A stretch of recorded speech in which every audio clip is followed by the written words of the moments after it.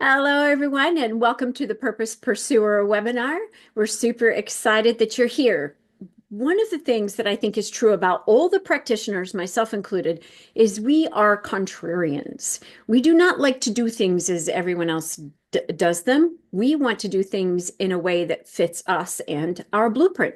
The very nature of a blueprint suggests that you are one of a kind for a reason. And so today we're recognizing here we are towards the end of January already.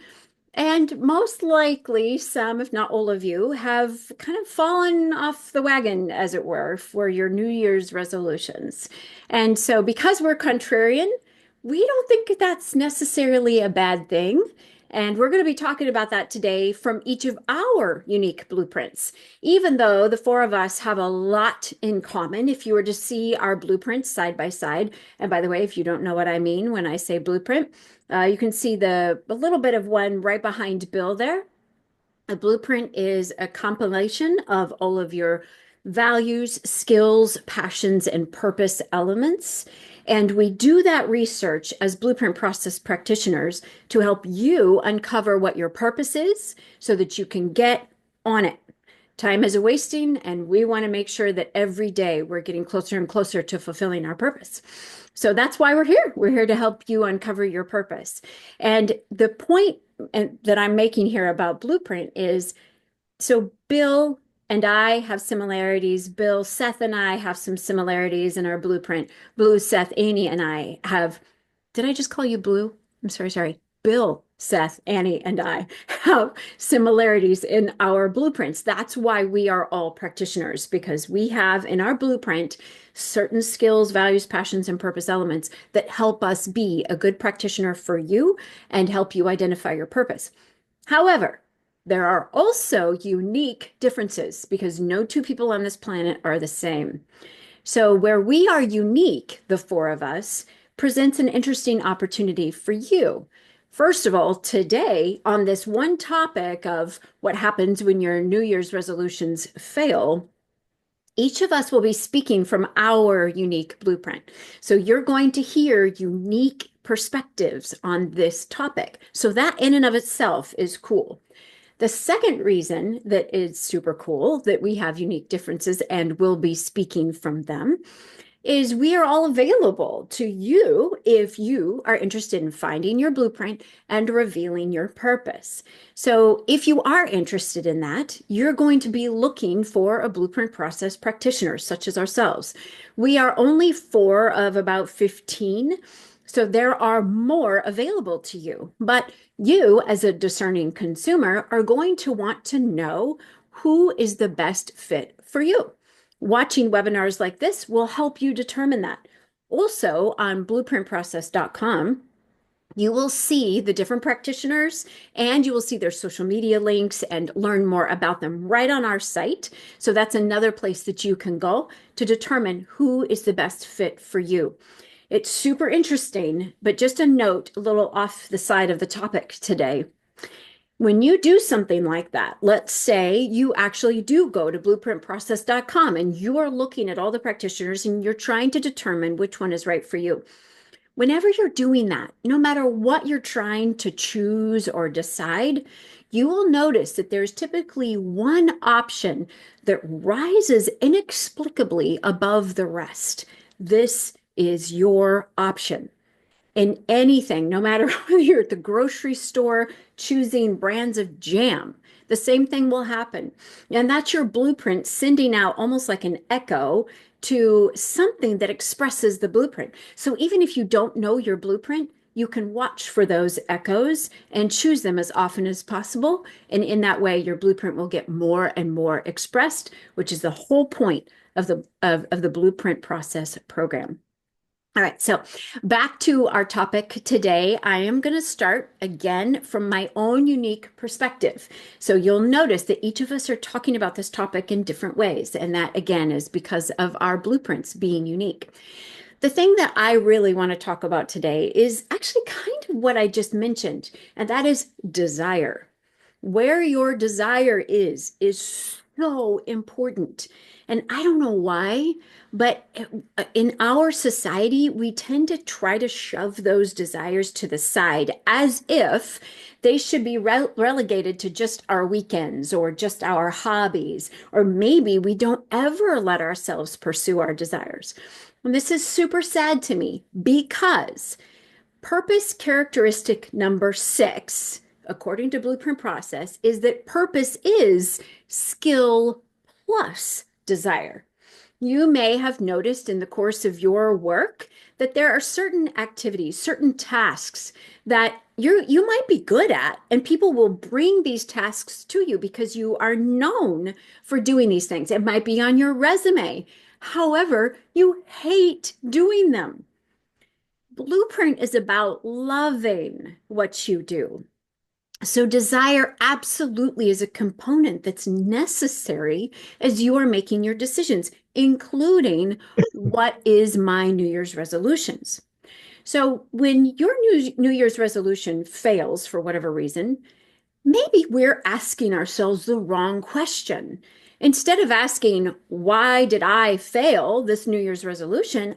I think it's more important to ask, is that a right New Year's resolution for me? Is that a right goal for me? Is that a right project, a right relationship, a right endeavor? The other question that Blueprint can answer is, okay, maybe it's the right goal, but maybe I'm going about it in the wrong way, a way that doesn't work for my blueprint. Often with New Year's resolutions, etc., we will see somebody else doing something that is successful at that thing.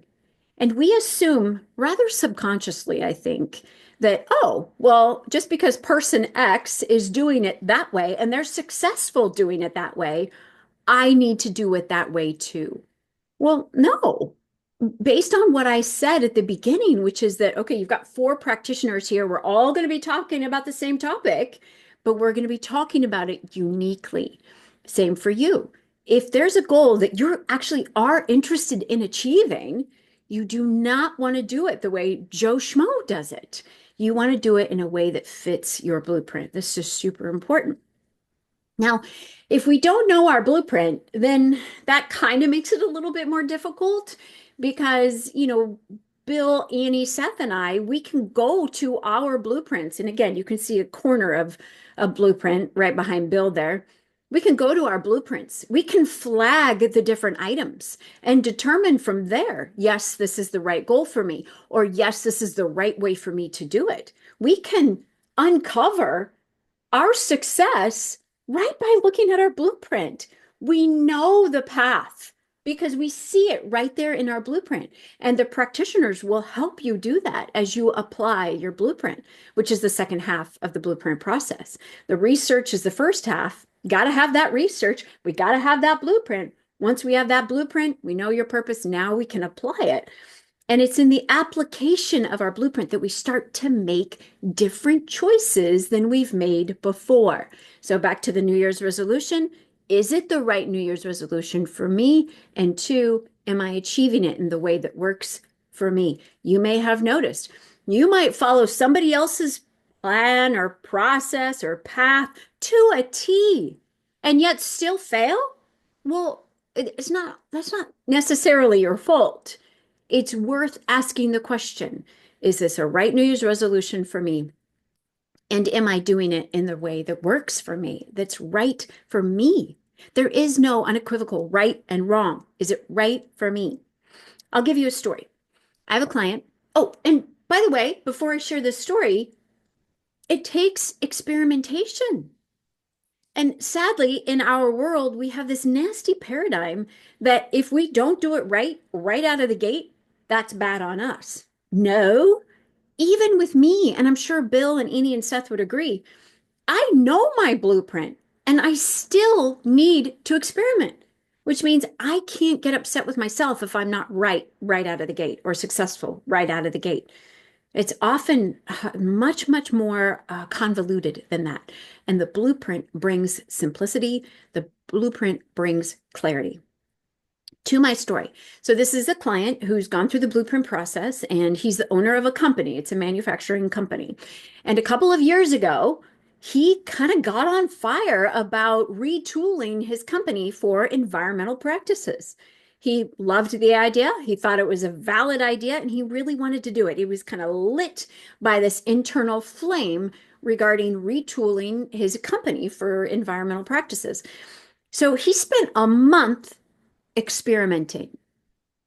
And in that month, he came to the conclusion, this isn't for me. Because remember, purpose characteristic number 6 in blueprint process states purpose must include skill, of course, and desire.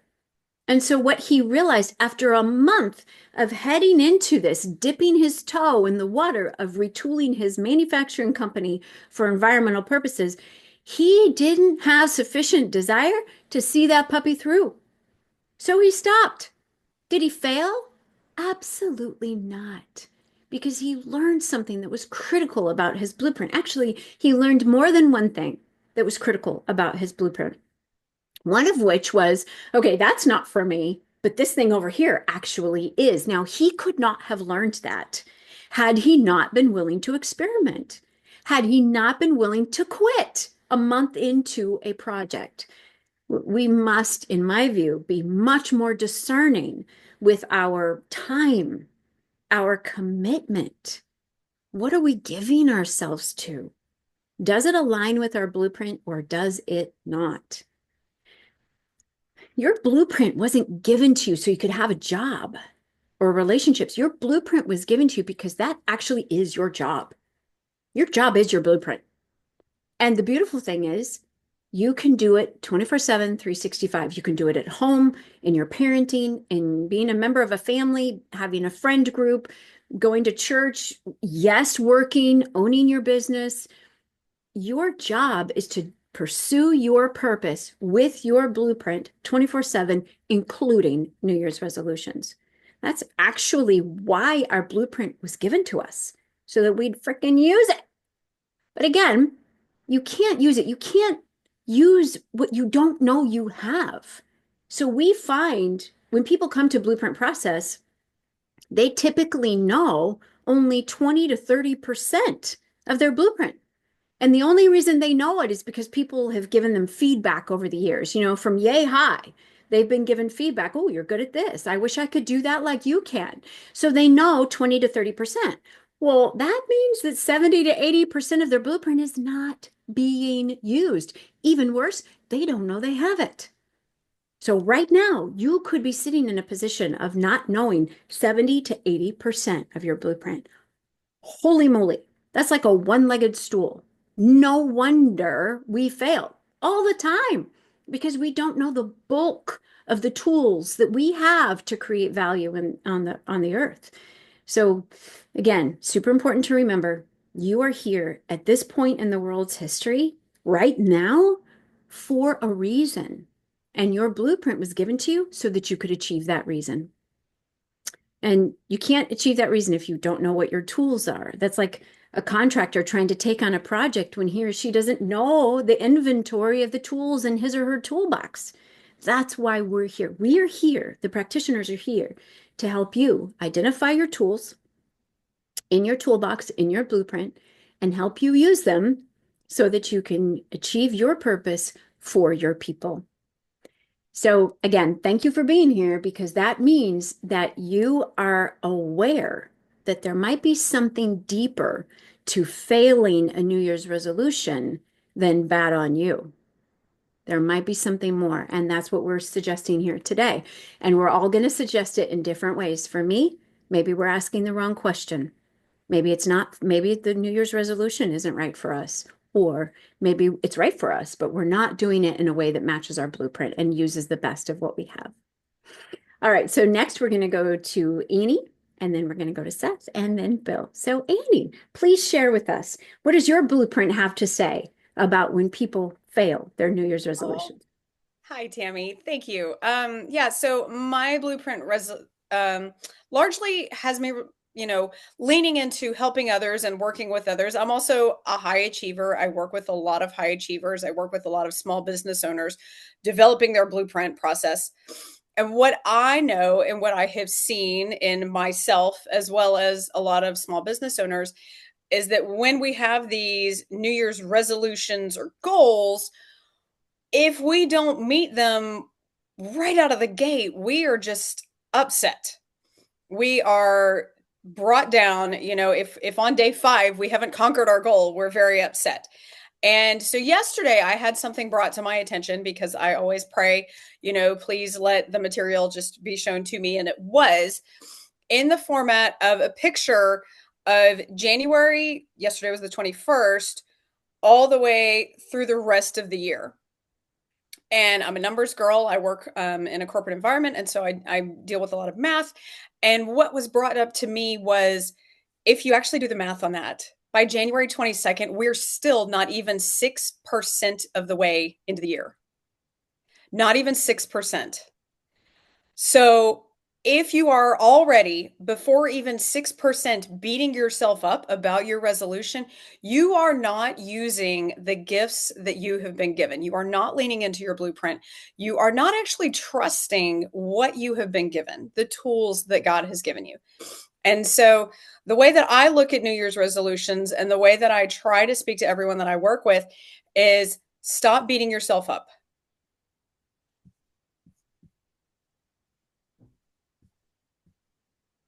You're good, love. And sorry, I thought my internet froze. That's And okay. if you're beating yourself up now, if you were on a treadmill wanting to walk a mile, would you stop at 0.05? You wouldn't. You would keep walking. And so as we are here facing, day 22 of the year, it is not in us. Those are not the tools that we have been given to stop at less than 6%. And so if you take a look at what you have and what you have been given and you rely on your purpose, you can keep going to get to 10%, to 15%, to 20%, to 25%. And you still have so much of the year left. Technically 343 days. I love that image of the treadmill and this, we talk about in Blueprint, principle number 4 of Blueprint is that it's an infinite journey. And It so, is. yeah, your Yeah. numbers analysis there is fascinating. Only 6%. That's just, yeah, mind blowing. We are this far of a whole year. Mm. So, everyone that I work with, myself included, I am speaking to myself, don't give up. Day 22. Here we are. Yeah, yeah. I love that. And you're so right. I've noticed that before. Sometimes goal setting, which of course New Year's resolutions is an example of goal setting, we use that as a reason to beat ourselves up. And that just is killing. Like the dude I was talking about, it's not bad on him because if you focus on bad on me, you're not seeing what you've learned. And that's what I love about what you're talking about. What have you gained in this 6% that you can use to go through the rest of the year and make it fruitful? Absolutely. Is it a resolution? One of the things that I learned that I had to talk myself into as a high achiever is I had to back myself into intentions rather Mhm. than resolutions. If I have an intention to do something well, that gives me a little bit more grace to be kinder to myself rather than no, my resolution is that I'm not going to do this or I am going to do this. And that's when we start to beat ourselves up. And there is nothing in my blueprint that says you get to beat anybody up. Yeah. So we walk away from that. Ah, that's a great point. Yeah, Blueprint is 100% positive, isn't it? Yeah. And we're not trying to say, in fact, that, oh, I'm perfect. My blueprint is 100% positive, I'm perfect. That's not really the point. And you're No. definitely not, you're definitely on that right now. That, Yeah. we're not saying that you have nothing to grow, but growth is an infinite game. And if you're so busy beating yourself up that you're not then focusing on that intention, I love that shift from New Year's resolution or goal or benchmark or whatever that is always time based to intention. Can you talk to us a little bit about how you work with your clients to identify intention? Sure. So one of the things that I have noticed is that if a client has a goal, which is in business a lot of times how we operate, we take a goal, an annual goal, we crunch it down into quarters. I've noticed that even with quarterly goals, here we are in January, and I have business owners that are screaming because their Q1 goal, which by the way is the end of March, is not met yet. Again, we're on day 22.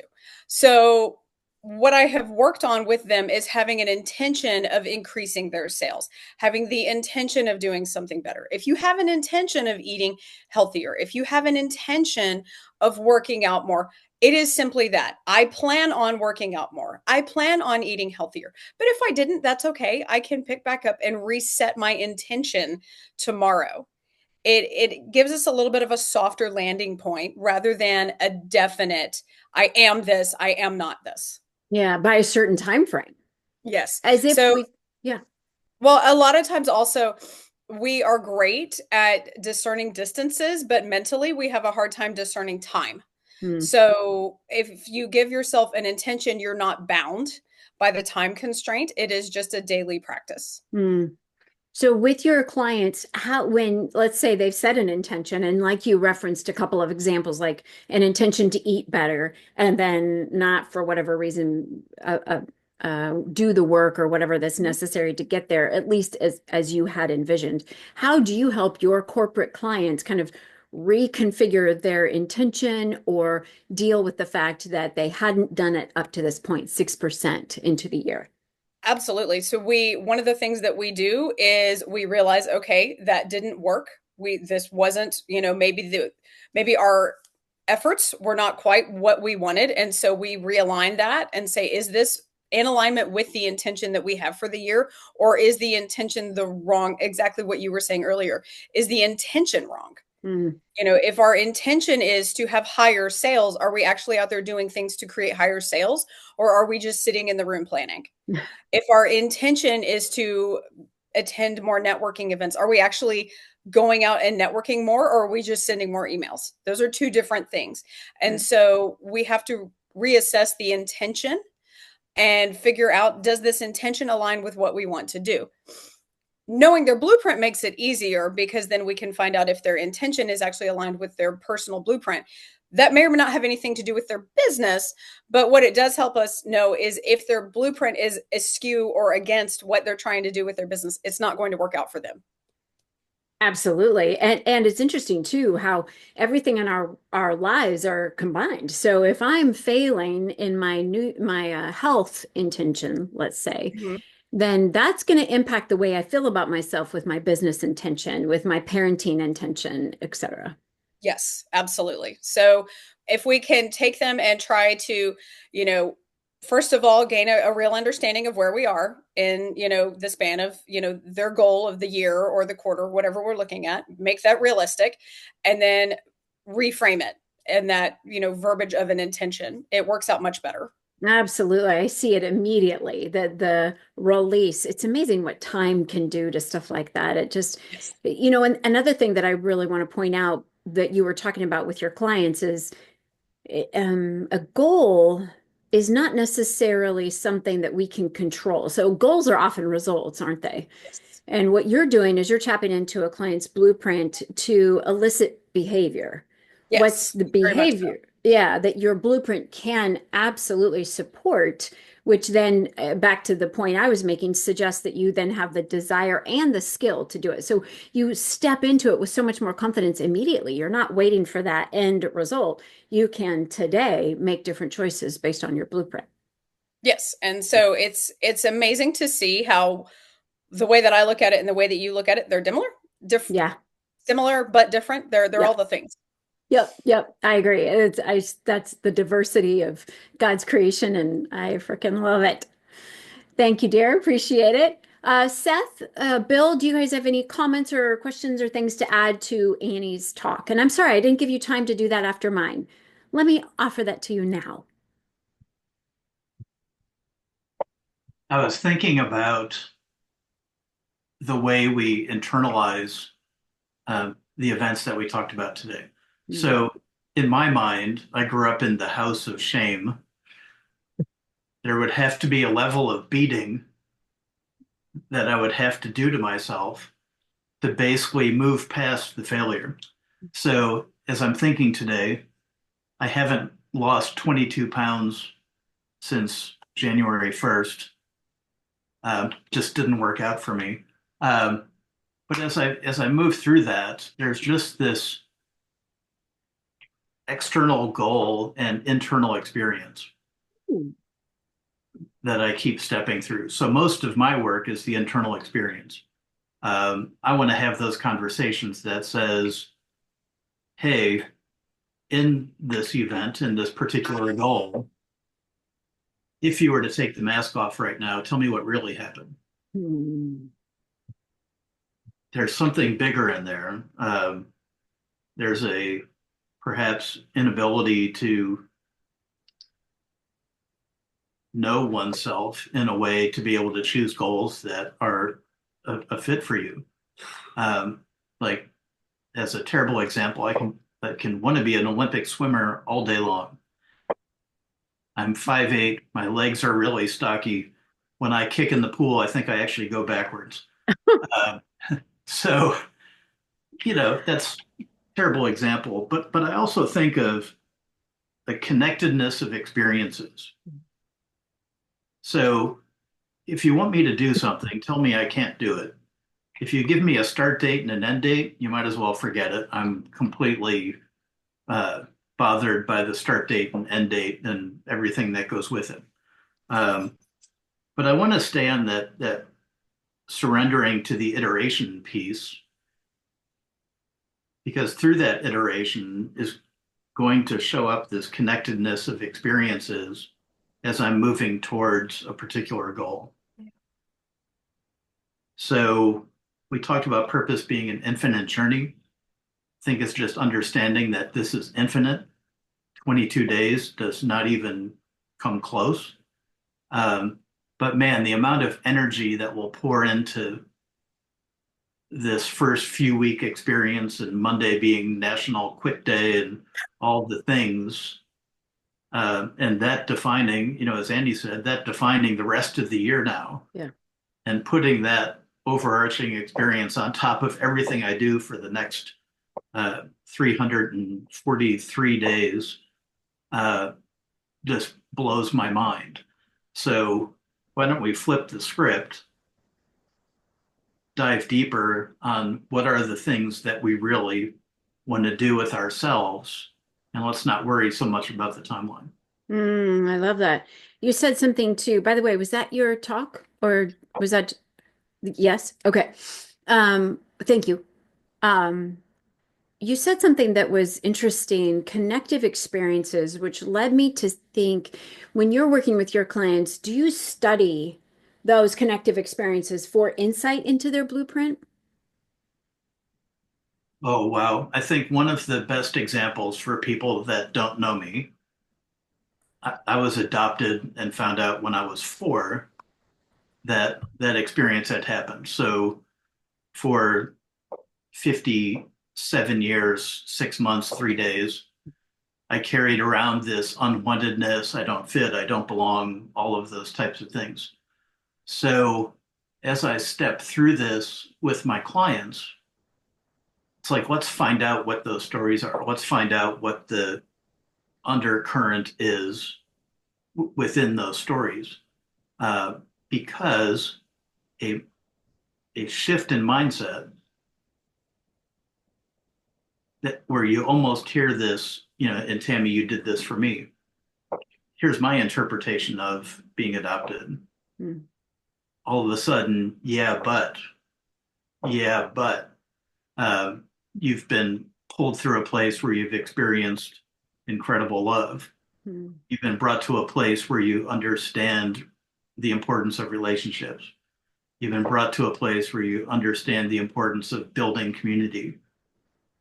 You've been brought to a place in my story, just having met my birth mom and Hmm. understanding what she went through and what that beginning was like, was completely different than what I imagined in the story I created for myself.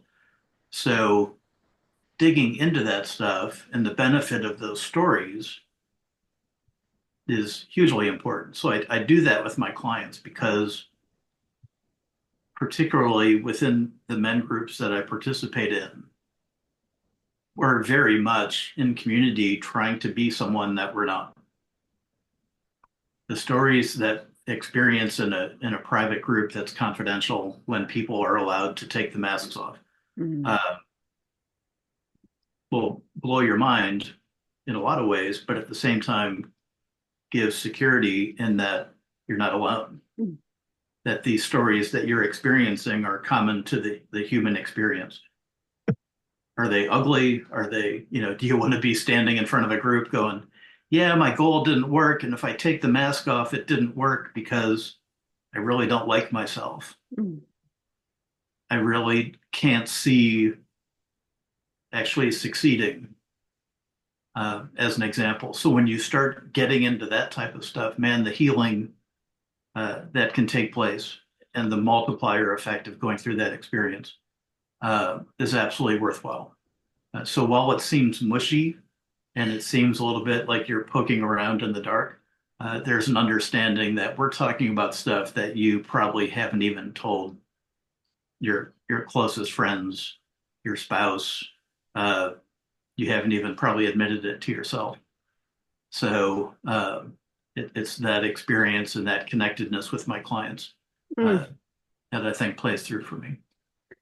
100%. I like how you're drawing a link to your experience with me going through the blueprint process and your experience with your clients going through the blueprint process. That the main thing you got from our time together is what your objective has become with your clients, which is developing such a trusting interpersonal connection that they're willing to explore, to take that mask down and to explore, as you said earlier, the difference between the external incident and the internal experience. I don't know if I'm using the exact words that you used.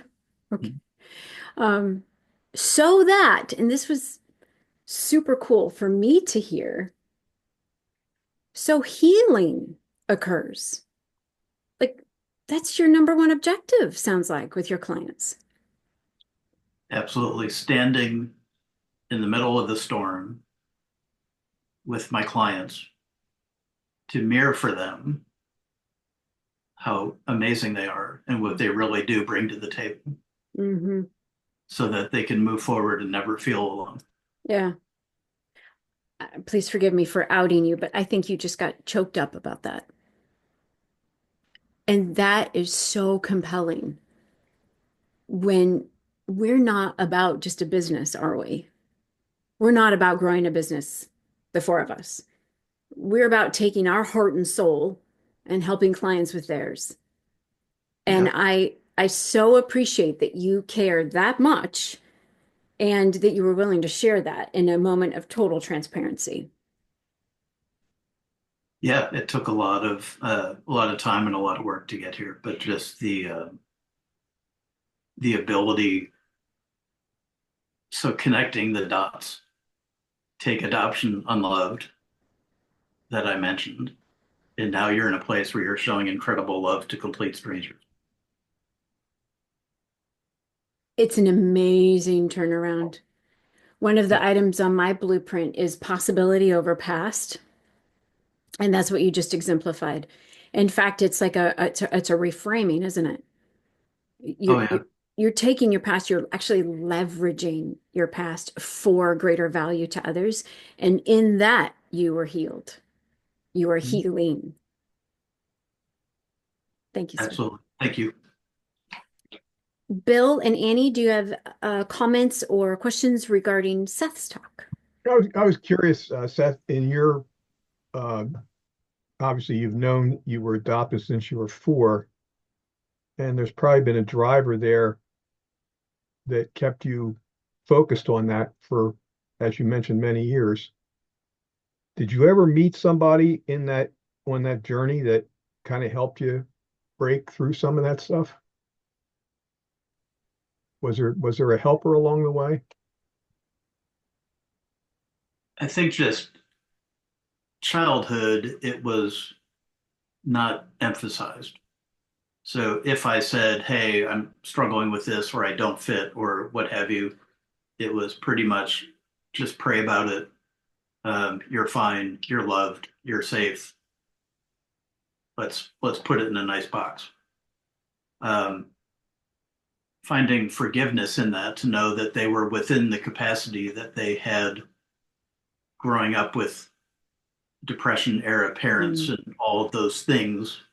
Um, their parents weren't sitting down with them saying, let's have an in-depth talk about how the depression's going right now and all the things.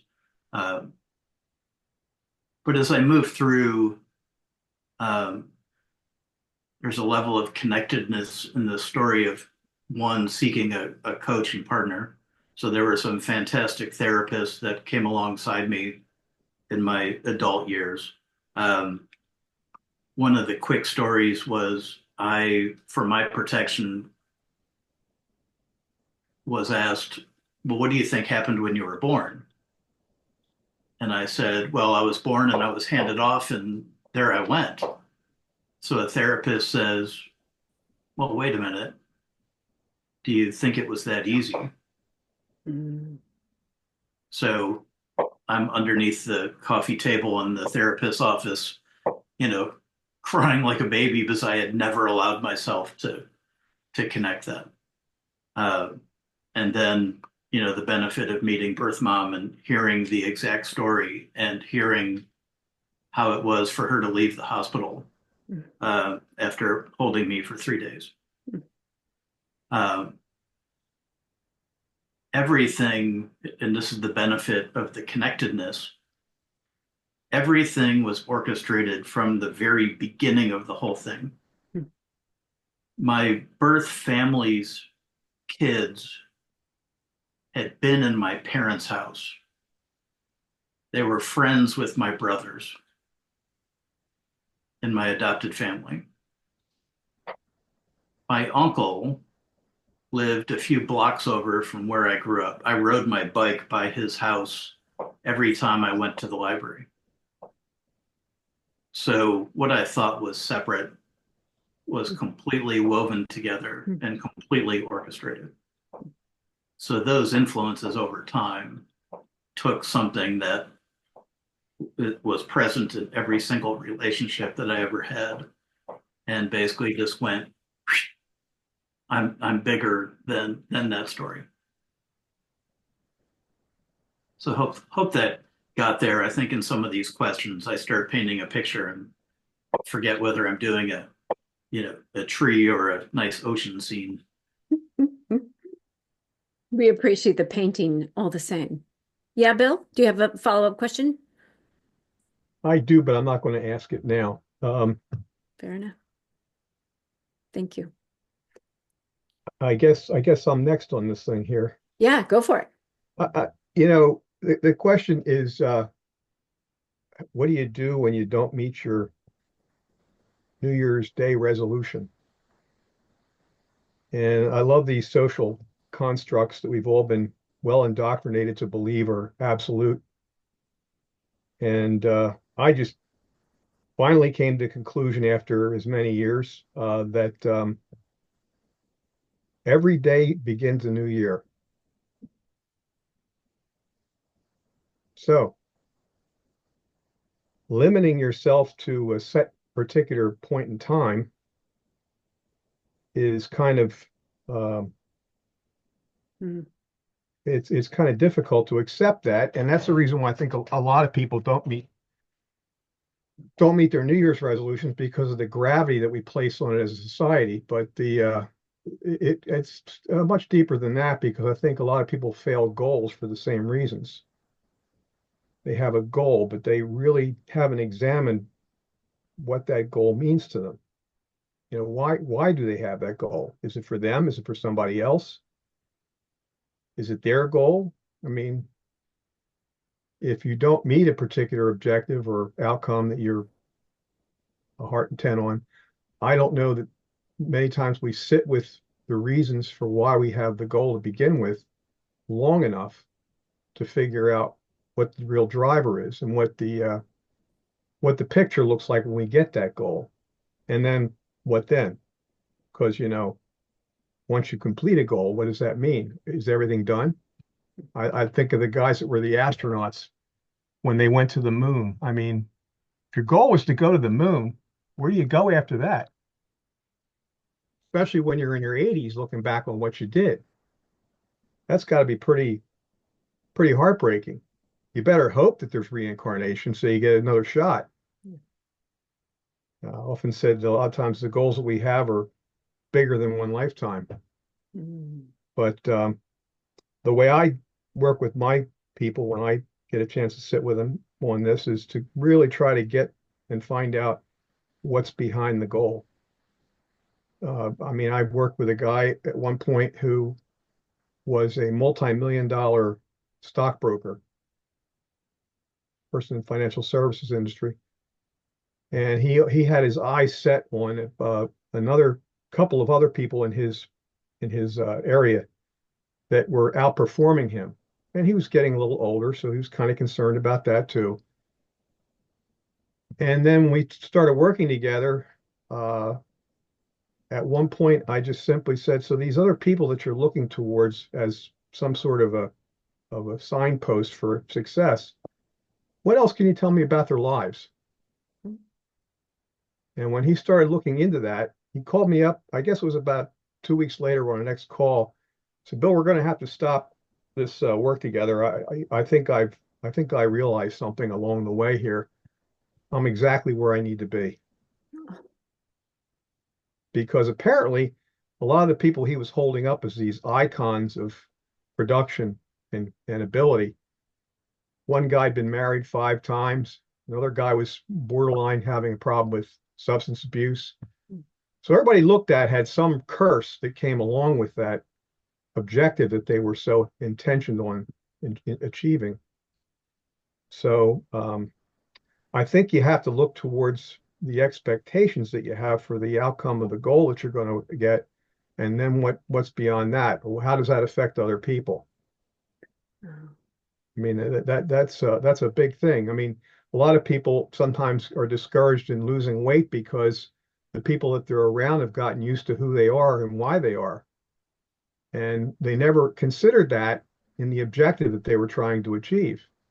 And that maybe they should have included some other people in that little process, or consider the fact of maybe walking away from them. I know people that want to get away from substance abuse, they have to leave some of their people that they're around all the time because there's going to be all kinds of short circuits thrown their way to get to their objective. And a lot of times people fail because, you know, they go to a bar, they go out with a bunch of friends and they start to party and they want to join in or they don't want to join in. And all of a sudden these people are ostracizing them because they're not playing along.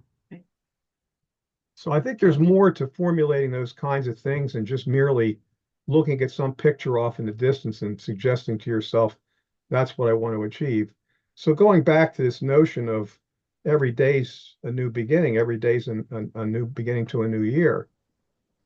Stop looking at it from the standpoint of time. Start focusing on why specifically do you want to achieve what you want to achieve, and what happens when you do? Who does it affect beside you? Is it really what you want? You can ask anybody that's won a lot of money in a lottery what life is like before and after. As a matter of fact, one of the questions I often ask people that feel that they have no resources, resources are all against them, or they just have nowhere to go. So, well, okay, let's take the resource problem off the table. You just won $250 million. Now what? And that may sound, well, give me the $250 million and I'll figure it out. No, you won't. No, you won't. It doesn't come with an instruction book. Part of the process of achieving that kind of an outcome is a lot of pain, suffering, and agony along the way. And you got to be willing to put up with it. And if you're not, it's not the right goal for you. So I'm not a big believer in New Year's resolutions beyond the 2 or 3 weeks that they generally last if you make them. Because again, it's part of the celebration in the moment. Well, you know, tomorrow I'm going to go to the gym. And they get so inebriated the night before, they can't get out of bed the next morning, so they never make it to the gym. So the first day, it's a failure. So that's kind of my feeling on goal setting. And anybody that works with me, if you have a goal or you think you have a goal or you think you should have a goal, I'm going to ask you a lot of questions about what that really means, what that looks like. Let's paint a big picture and then let's dig into it and live that life for a few moments, even if it's just vicariously. Let's get there, see what that's like. You may find out that it's the wrong direction for you, but I'm not going to tell them that at the beginning. I'm just simply going to ask them the questions to drive them deeper into the process and hopefully get them to see for themselves. Because again, anything I tell them is going to be just me telling them, and that never works. At least it's never worked for my kids. Bill, you're seriously one of the best I've ever seen at mirroring. And so it's like a combination of asking questions, and the question holds no agenda or judgment, I'm aware, but it allows somebody to investigate it while you're right there. But it causes them to dive internally and figure stuff out. And ironically, you're right. People don't ask themselves these questions. They need someone else to ask them that question and to give them that time and that trust to dive deeply and be honest with themselves. And then you ask follow-up questions, like you said, to take, okay, let's just imagine that you achieve this 250, whatever, whatever. Now what? And again, like you said, there's no agenda. You're No, not you're not judging them. no, the agenda's there though. It's called clarity. I'd like them to be clear about what it is they're getting into and what they're trying to buy, because they're going to use their time to do it. And so many people are looking for clarity right now, I think, because there's so much noise out there. There's so many influences out there. So to have clarity on internal processing, oh my gosh, that's so valuable. And again, like Well, I said, you're so good at this. Yeah, go ahead. there's little exercises that you can do to just to try this out. They're uncomfortable exercises, but do them all the same. If you're a book reader, for instance, now I have a problem with that, as most people will tell you. Um, but here's the thing: the thing I learned a long time ago is if you get into a book and you can't get into a book because for whatever reason it just isn't right, stop reading the damn book. And there's absolutely nothing wrong with reading the end of the book or breaking into the center of the book and see how the dialogue's going, because a lot of times they don't get really good until about halfway through the book.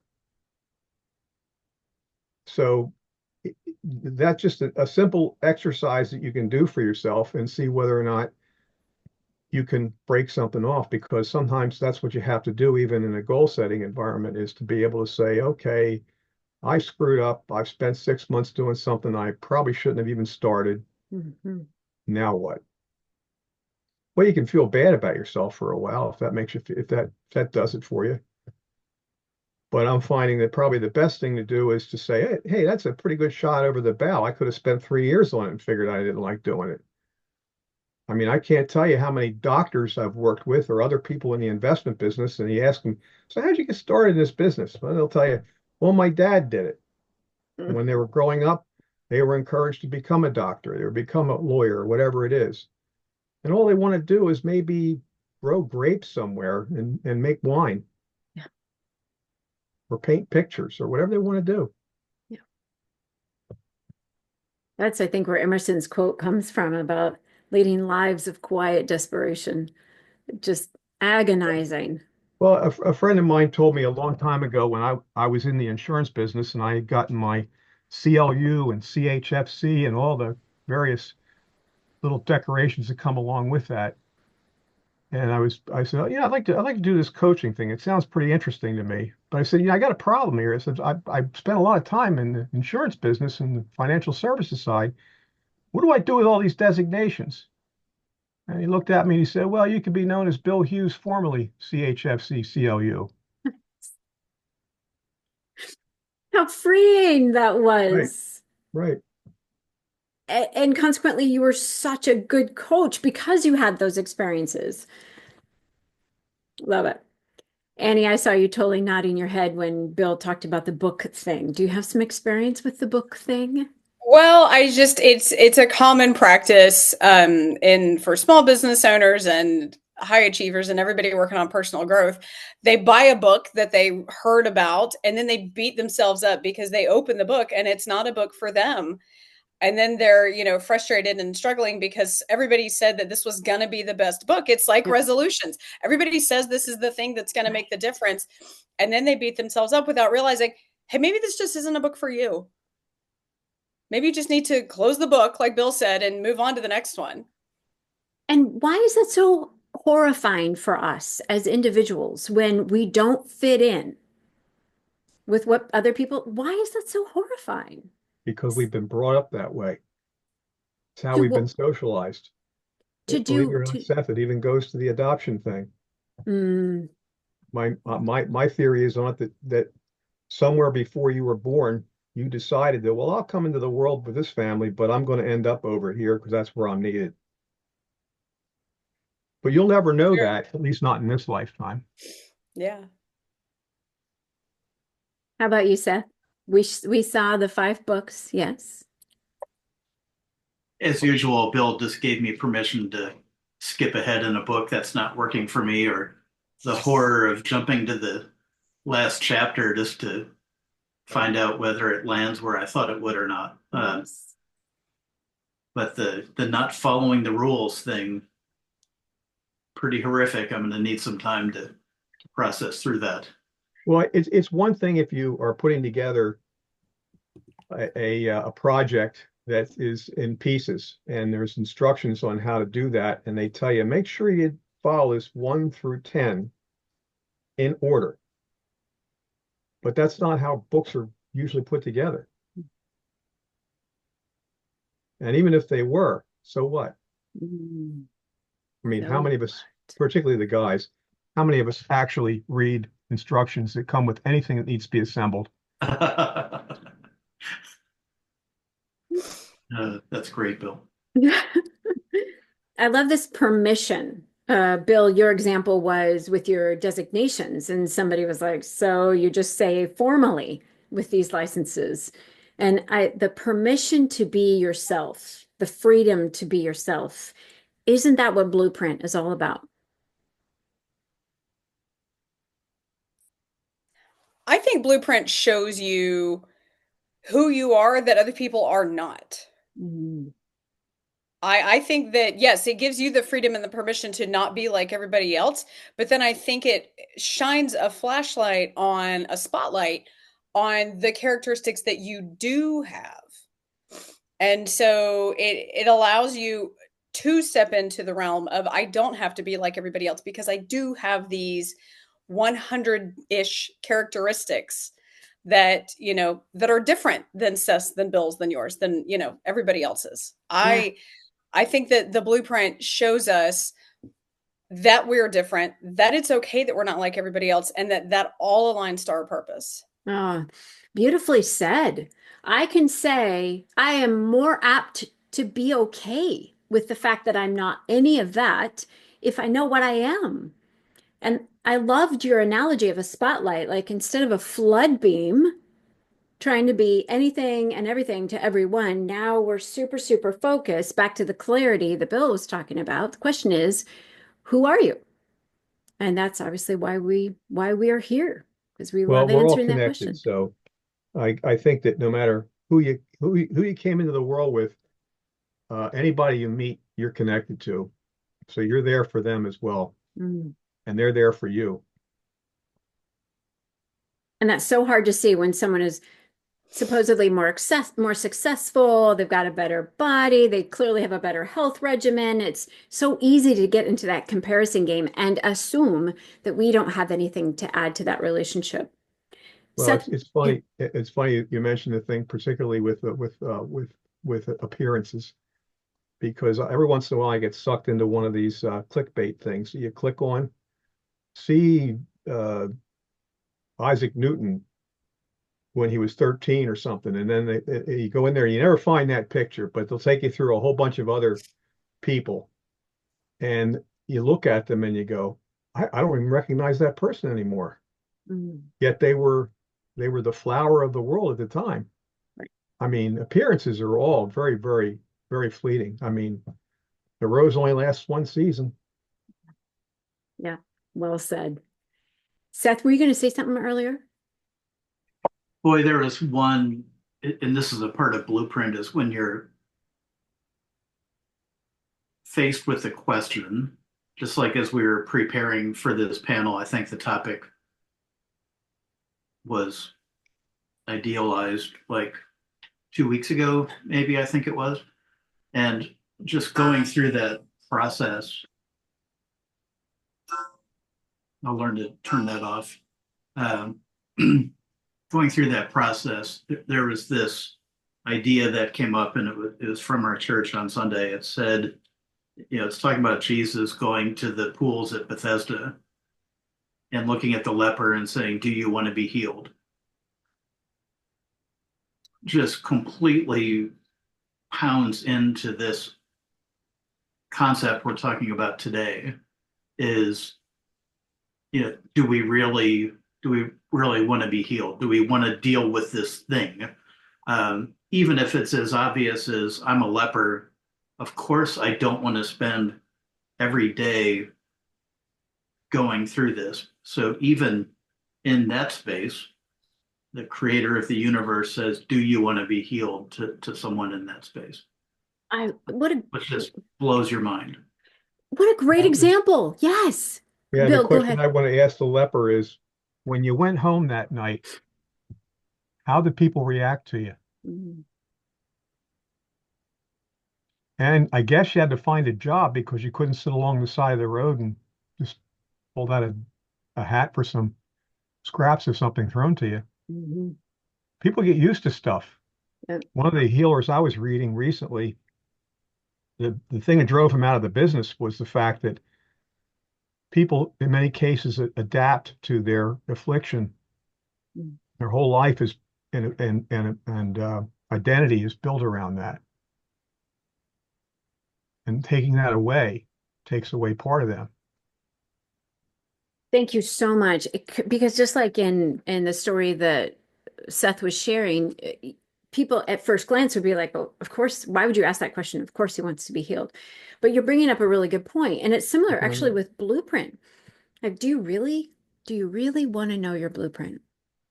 Do you really want to know your purpose? Because I've literally had people say to me before, "Do I have a choice? Now that I know my purpose, do I have a choice?" Because it is so compelling and it is such a calling. And yes, you've got the chops for it. And yes, you have the desire for it. But actually having that thing up on your wall and your purpose constantly calling to you now that you're aware of it, that can absolutely be a daunting, challenging experience. Yes, fulfilling, but also daunting and challenging. Do you really want to know your purpose? And for us, obviously, we couldn't say no. We had to say yes. But thank you, you guys. This has been an amazing conversation. And as I knew it would be, what I really, really enjoyed is listening to all of you, because you said you came at it from different perspectives, as I knew you would. I just didn't know what it was going to be.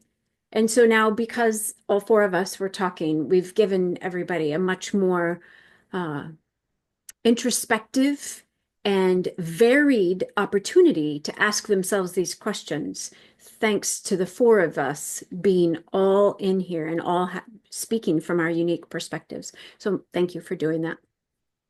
Our next webinar is going to be February 26th at noon Pacific. As Seth referenced a couple minutes ago, right now, we don't know what it's going to be about, because we're going to get together, put our heads together, and try to identify what it is that you need to hear. So if you've got things that you would love to hear us talk about as it relates to blueprint and purpose, please let one of us know. You can certainly just put a comment on this video. But thank you so much for watching, and thank you even more for actually wanting to know how you are one of a kind.